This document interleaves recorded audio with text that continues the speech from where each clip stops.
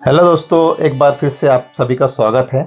आज मैं आपको जबलपुर दशहरा जब और जबलपुर दुर्गा उत्सव के बारे में एक बहुत ही महत्वपूर्ण जानकारी देने वाला हूँ कि ये दशहरा कब शुरू हुआ, कैसे शुरू हुआ और किन परिस्थिति में शुरू हुआ।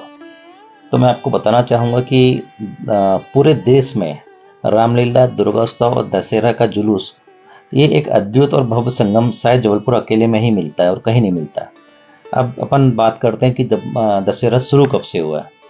तो देखिए, 1857 का जब युद्ध समाप्त हुआ था तो उसके कुछ साल बाद अंग्रेजों ने उस वक्त बॉम्बे से हावड़ा रेल लाइन का काम शुरू किया और करीब ये 1870 में यहाँ रेल लाइन का काम चालू हुआ। उस वक्त जबलपुर इस लाइन का महत्वपूर्ण स्टेशन हुआ करता था और इसी सिलसिले में बंगाल से बहुत सारे बंगाली परिवार, मजदूर, इंजीनियर्स, अधिकारी लोग जबलपुर में आके बस गए और 1872 में पहली बार एक नई ऐतिहासिक परंपरा का आरंभ हुआ। उस वक्त ब्रजेश्वर दत्त जी के यहाँ मिट्टी की दुर्गा जी की प्रतिमा स्थापित की गई सबसे पहले, और उसके 3 वर्ष पश्चात यह उत्सव अंबिका चरण बंदोपाध्याय जी के यहाँ स्थानांतरित हो गया। उसके ठीक 8 वर्ष बाद यानी करीब 1878 में सुनाराही में कलमान सोनी जी ने बुंदेली शैली की दुर्गा प्रतिमा की स्थापना की, जो कि बहुत ही खूबसूरत अपने आप में एक आ, अविरत है, जिसके मूर्तिकार मिन्नी प्रसाद प्रजापति जी थे। अच्छा, उन दिनों गढ़ा, जो कि एक अच्छा व्यवस्थित बसाहट थी, गढ़ा वासियों ने इस उत्सव को हाथों हाथ लिया और उसके साथ साथ जबलपुर के बाकी मोहल्लों में भी यह उत्सव प्रारंभ हो गया। अब देवी जी की मूर्ति बनाने जबलपुर के कलाकार तो सामने आए ही, उसके साथ साथ उस वक्त जबलपुर जिस सीपी एंड बरार प्रांत का हिस्सा था, उसकी राजधानी नागपुर हुआ करती थी। तो नागपुर से भी मूर्तिकार धीरे धीरे जब दुर्गा उत्सव में आने लगे और उसको भव्य स्वरूप दिया जाने लगा और यह भव्य रूप से मनाने भी लगे। और फिर मूर्ति के विसर्जन के लिए दशहरा विसर्जन जुलूस का प्रारंभ हुआ, जिसने इतिहास ही रच दिया। एक जमाने में जबलपुर का दशहरा चल समारोह, जिसमें दुर्गा की प्रतिमा विसर्जन के लिए शामिल होती थी, अत्यंत भव्य होता था और लगभग 24 घंटे चलता था, जिसमें लगभग करीब 125 से 150 प्रतिमाएं होती थी। उसके बाद शहर बड़ा होते गया और उपनगर जुड़ते गए, तो स्वाभाविक है दशहरा चल समारोह का विकेंद्रीकरण होता गया। इस समय मुख्य चल समारोह के साथ ही गढ़ा हो गया, सदर हो गया, कांचघर, रांझी, आधारताल आदि क्षेत्रों में भी भव्यता के साथ चल समारोह निकलने लगे। दशहरा का उत्सव और इस उत्सव की उमंग पूरे जबलपुर क्षेत्र में एक समान रूप से फैली दिखाई देती थी। अब हम बात करते हैं रामलीला की। तो जबलपुर यह एक उत्सव प्रिय शहर है, जैसा कि हम सभी जानते हैं। इस शहर ने उत्तर प्रदेश की रामलीला को भी अपनाया। दुर्गोत्सव प्रारंभ होने के पहले अर्थात करीब 1865 में मेलोनीगंज में गोविंदगंज रामलीला समिति द्वारा रामलीला प्रारंभ हुई, जो कि आज तक अविरत लगातार चल रही है। उस वक्त मसाल और चिमनी के प्रकाश में प्रारंभ हुई यह रामलीला आज अत्याधुनिक तकनीक का प्रयोग कर रही है और इसलिए यह आज भी प्रासंगिक है तथा भक्तों की भीड़ अपने आप ही यहाँ खींची चली जाती है। यह रामलीला पारंपरिक और शुद्ध स्वरूप में मंचित होती है। उसके साथ ही इसके पात्र जो रहते हैं वो भी मंचन के दिनों में पूर्ण सात्विक जीवन जीते हैं।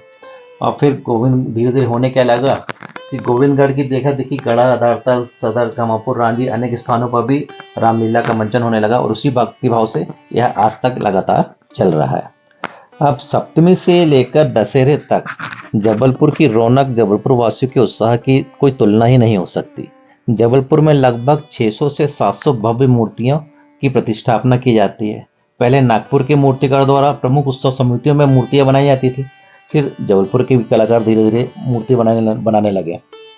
कुछ उत्सव समितियों का जनमानस में श्रद्धाभाव के साथ अटूट स्थान बन गया, जैसे गड़ा फाटक की महाकाली जी, पड़ाव की महाकाली जी और रांझी की मन्नत वाली महाकाली जी। यह एक आस्था का अद्वितीय प्रतीक बन गई है। इसके साथ साथ सुनाराई तथा नुनाराई की पारंपरिक बुंदेली शैली की प्रतिमाएं भी यह जबलपुर की शान है, जबलपुर का गौरव है। सुनाराई की देवी नगर सटानी कहलाती है। सप्तमी से लेकर तो विजयदशमी तक, मतलब दशहरे तक, सारा शहर मानो सड़कों पर आ जाता है। शहर का कोना कोना रोशनी से जगमगाता रहता है।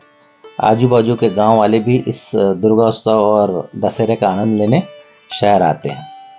दशहरे से दशहरे के एक दिन पहले अर्थात नवमी के दिन पंजाबी दशहरा संपन्न होता है। पहले यह राजटन स्टेडियम में होता था, तो इसकी भव्यता का आकलन करना भी कठिन होता था। बच्चों के लिए तो यह विशेष आकर्षण का केंद्र रहता था। जबलपुर यह भारत की सारी संस्कृतियों का समेटता हुआ शहर है। ये सारे बड़े उत्साह, उमंग, ऊर्जा और गर्व से उस दुर्गोत्सव मनाते हैं।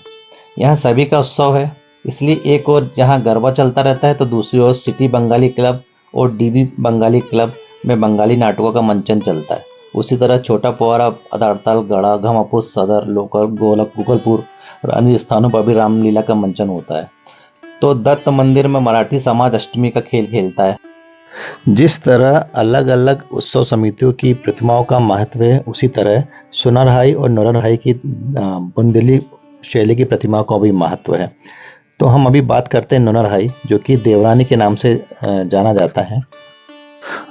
इस बुंदेली शैली के कलाकार लगभग साल भर काम करते हैं, जिसका निर्माण प्रतिमा का जो निर्माण होता है वो साल भर करीब चलता है।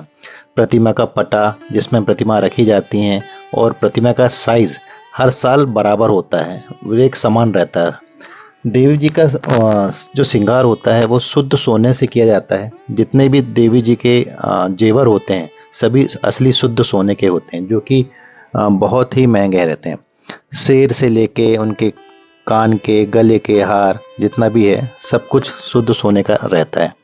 और इसमें जो श्याम बैंड वाले, जबलपुर के अंतर्राष्ट्रीय श्याम बैंड वाले, करीब उनका 20 साल का अनुबंध है कि 20 साल तक वो वहीं पर प्रस्तुति अपनी देंगे और कहीं नहीं देंगे। तो इस तरह से जो नौरनहाई है वो अपने आप में अद्भुत है।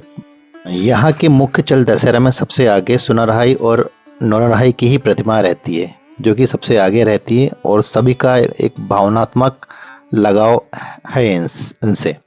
उसके बाद हम बात करते हैं सुनरहाई की, जो कि बड़ी सेठानी जी के नाम से भी जानी जाती है। ये प्रतिमा भी बुंदेलखंडी शैली की प्रतिमा होती है और इसका भी उतना ही महत्व है जितना बाकी प्रतिमाओं का रहता है। पर खास बात यह है कि जैसे ये नौरनहाई के जैसे ये भी शुद्ध सोने से इनका श्रृंगार होता है। चल समारोह में जो शान कहते हैं जो है हमारी बड़ी महाकाली, जो कि सबसे बड़ी प्रतिमा होती हैं, ये जो वृहद महाकाली गड़ा फाटक के नाम से जानी जाती हैं। ये प्रतिमा का इतना महत्व है, इतना औरा है या इतना आकर्षण है कि जबलपुर के कोने कोने से माँ के दर्शन करने के लिए लोग यहाँ अपने आप ही खिंचे चले आते हैं। और मुख्य चल दशहरा जो जबलपुर में होता है ये मुख्य आकर्षण का केंद्र भी रहती है। पूरे चल समारोह में सबसे आखिरी में माता जी ही रहती हैं, जो कि दोपहर में अपने स्थान से दशहरा में निकलती हैं और सुबह दूसरे दिन सुबह 6:30 से 7 बजे के आसपास इनका विसर्जन होता है। सबसे आखिरी में माता काली जी का ही विसर्जन होता है, जिसको देखने के लिए हजारों की संख्या में बिन बुलाए माता जी के दर्शन के लिए लोग आते हैं। जिस तरह महाकाली गढ़ा की महाकाली जी हैं, उसी तरह पड़ाव की महाकाली का भी अपना है एक अलग महत्व है। इनका जो विसर्जन होता है वो करीब शरद पूर्णिमा के दिन होता है, मतलब दशहरा से 3-4-5 दिन बाद जब शरद पूर्णिमा पड़ती है तब इनका विसर्जन होता है, जो कि सुबह ब्रह्म मुहूर्त में होता है। और ख़ास बात यह है कि इनका जब जुलूस निकलता है तो करीब दोपहर में 1 बजे निकलता है और दूसरे दिन सुबह करीब 4-5 बजे इनका विसर्जन होता है। और रास्ते भर जनमानस की इतनी भीड़ होती है जो कि देखते ही बनता है, पूरा सैलाब उमड़ आता है सड़कों पर। तो दोस्तों ये थी जबलपुर के दशहरे की विशेषताएं कि जबलपुर का दशहरा कब शुरू हुआ, किन परिस्थिति में शुरू हुआ। आप कमेंट करके बताइएगा कि ये जानकारी आपको कैसी लगी। तब तक के लिए धन्यवाद दोस्तों।